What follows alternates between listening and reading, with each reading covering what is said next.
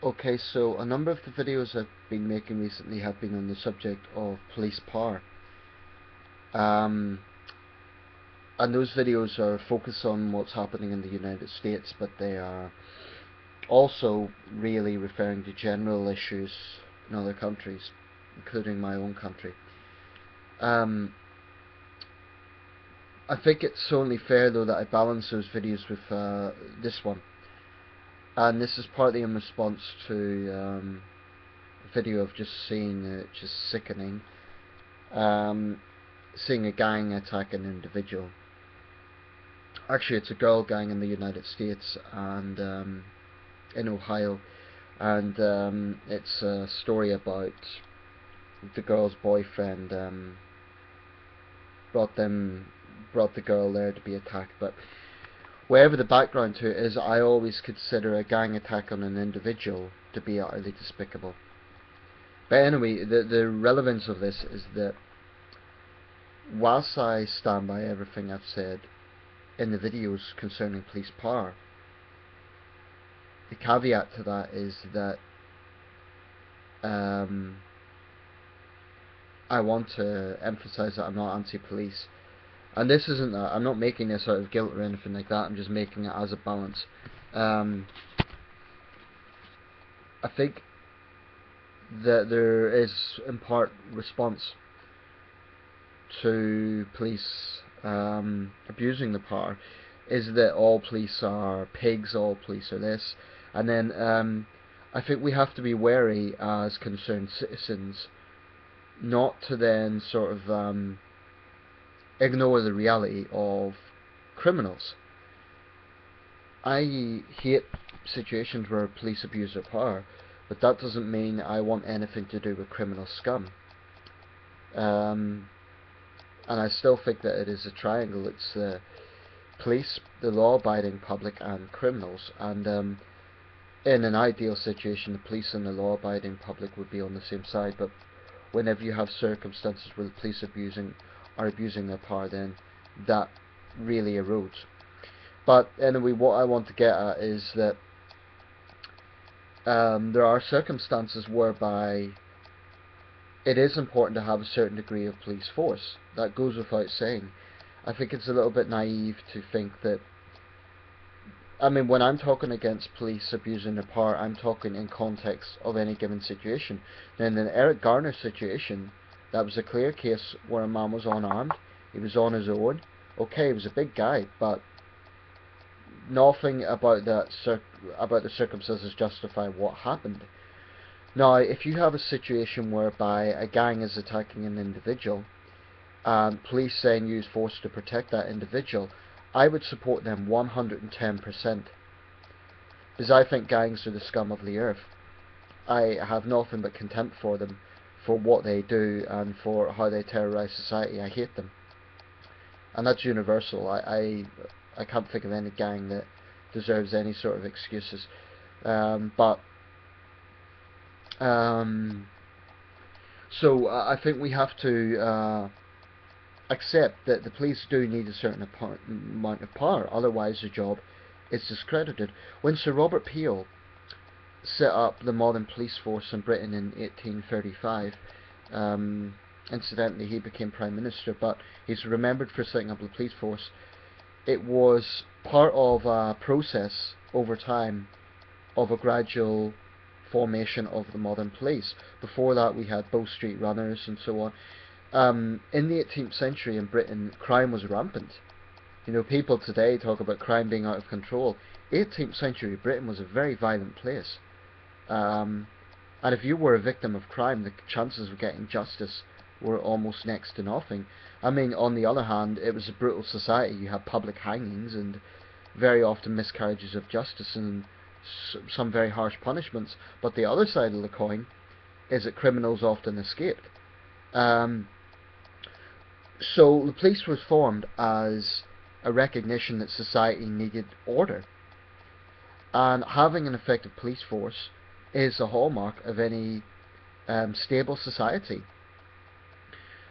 Obviously, you want a police force that is effective. You want a police force that criminals are not don't take lightly. I want police that will scare criminals. I have no problem with police taking tough line on criminals. I'm not talking about bringing them into a dark room and torturing them, but I'm talking about a situation whereby criminals genuinely do fear the police. Because if you have that situation, it doesn't mean they'll automatically stop committing crime, but I do think it is the way it should be. You shouldn't have a situation where criminals are laughing at the police because they think that they'll get away with it. And too often in Britain, at least, we have a situation where scumbags basically can commit crime and get a tap on the wrist, and it absolutely infuriates the British public, and rightly so. That's a completely human response to injustice. But I think it's very important that you see, there's this notion that you can, if you criticise the police, then you're somehow against the police. That's not the case. I have been very vocal in my criticism of police abusing their power, and I stand by everything I've said. I think when police abuse their power and start targeting law-abiding members of the public, or even if they're attacking people for relatively... I mean, for example, what Eric Garner was doing was probably technically wrong. He was selling unlicensed cigarettes, but that is not the same sort of crime as someone beating someone to a bloody pulp. So it's all to do with context, and I think that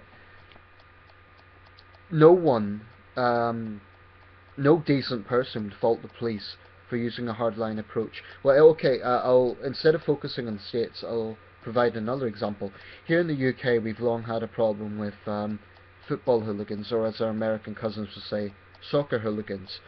Now, I think when you have a situation of mob mentality, when you have people being violent thugs just for the sake of it, I do support giving police the power and the resources to take an absolutely hardline approach on that. So, I mean, this situation, I have to say, has improved a lot, but we still have a problem in this country with stupid people who cannot simply enjoy a sporting event without being idiotic thugs because their team is lost or whatever. In those situations, I do support the police taking an absolutely cast iron approach. I've no sympathy for those sort of people. No sympathy. As far as I'm concerned, if you act like a thug, then you deserve to be treated like a thug. And I've really got no sympathy for that sort of criminal. But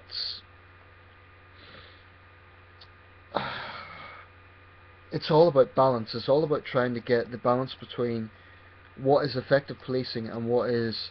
I mean, I think the police should have power. That without any power, they can't do their job. And they are in a dangerous and stressful job, and they do need to be given legal power to do their job. And I do believe in big cities they should carry firearms. I have no problem with that. But I do think that it's all about balance. I'm sorry, I haven't structured this video very well. Guess I'm waffling a bit, but I'm trying to get to this point that you need a situation, and because sometimes I guess I'm just a bit distracted. That's why I'm not structuring the video properly, because you know, I've just watched something and it's really bothered me, and I guess when I see crimes like that, my human instinct is to feel absolutely enraged at the fact that it's just wrong. And realistically, you want a police force that has the power to arrest scumbags like that. But it extends beyond that. People, I think, also want judges who have common sense and will issue proportionate sentences in relation to the crime. Now, that's another problem in the UK, where the police do their job, they arrest the criminal, then the criminal appears before court and they get off on a ridiculously soft sentence. That lets down the victim, but I think it also lets down the police officers who potentially have risked their life to apprehend that thug. So sometimes I do think there is a plausible case for electing judges. I'm going to leave it there because I'm not really I didn't structure this very well, and apologies for that. But what I'm trying to get at is, whilst it's entirely legitimate to criticise police power, I think people, sometimes I do have a problem with some of those who criticise the police, don't then balance it out with also criticising criminals, and also recognising that there are scumbags in society who do terrorise society and who don't deserve any sympathy, and whom the police have every right to arrest. They're doing their job in doing so. So it's all about balance here. Thanks for watching.